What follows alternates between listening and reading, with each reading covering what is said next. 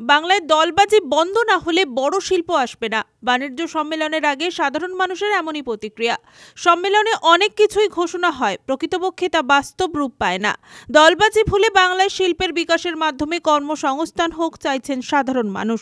Bengal global business সামিটে পূর্ব মেদিনীপুর জেলার 40 জন ক্ষুদ্র শিল্প উদ্যোগী অংশগ্রহণ করছে। শিল্প সম্মেলনে পূর্ব মেদিনীপুরের ক্ষুদ্র শিল্প উদ্যোগীরা তুলে ধরবেন এখানকার শিল্প বান্ধব পরিবেশ ও পরিস্থিতি, বিপণনের নানা দিক, কিভাবে রাজ্যের বাইরেও ক্ষুদ্র শিল্পের প্রসার ঘটছে তার সমস্ত খুঁটিনাটি। তাদের মধ্যে বস্ত্র, কাজু, মিষ্টি, প্লাস্টিক সহ বিভিন্ন ক্ষুদ্র শিল্প কারখানার মালিক প্রতিনিধিদের উপস্থিতির বিশেষ মাত্রা যোগ করেছে। 5 এবং 6 ফেব্রুয়ারি অনুষ্ঠিত শিল্প সম্মেলন অনুষ্ঠিত হচ্ছে। সেখানে পূর্ব মেদিনীপুরে 40 জন ক্ষুদ্র শিল্প উদ্যোগীরা উপস্থিত থাকছেন শিল্প সম্মেলনে।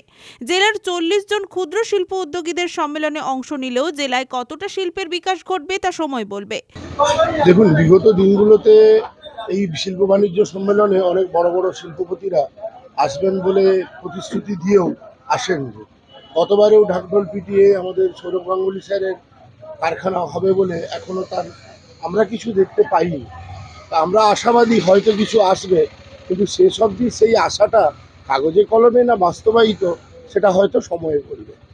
তবে শিল্প সম্মেলন নিয়ে জেলার মানুষরা কি বলছেন তা জানতে আমাদের সংবাদ মাধ্যমের প্রতিনিধিরা কথা বলেছিলেন কয়েকজনের সাথে। তারা জানিয়েছেন, এর আগে একাধিকবার শিল্প সামিট হয়েছে, তার যা রিফ্লেক্ট দেখেছি এটাও একটা ধোঁকাবাজি বলে আমার মনে হচ্ছে। কেন আমার মনে হচ্ছে? এর আগে একাধিকবার শিল্প সম্মেলন হয়েছে, অনেক বড় বড় শিল্পপতি আসবে বলেছে, কিন্তু কি ইনভেস্ট হয়েছে, কত বেকার সমস্যার সমাধান হয়েছে? মূল বিষয় হচ্ছে পরিকাঠামোর যথার্থ উন্নয়ন যদি না হয় আর এ সমস্ত ক্ষেত্রে যদি দলবাজি না বন্ধ হয় তাহলে কোনো বড় শিল্পপতি এখানে আসবে না। রঞ্জন মাইতির রিপোর্ট, খবর BCBS।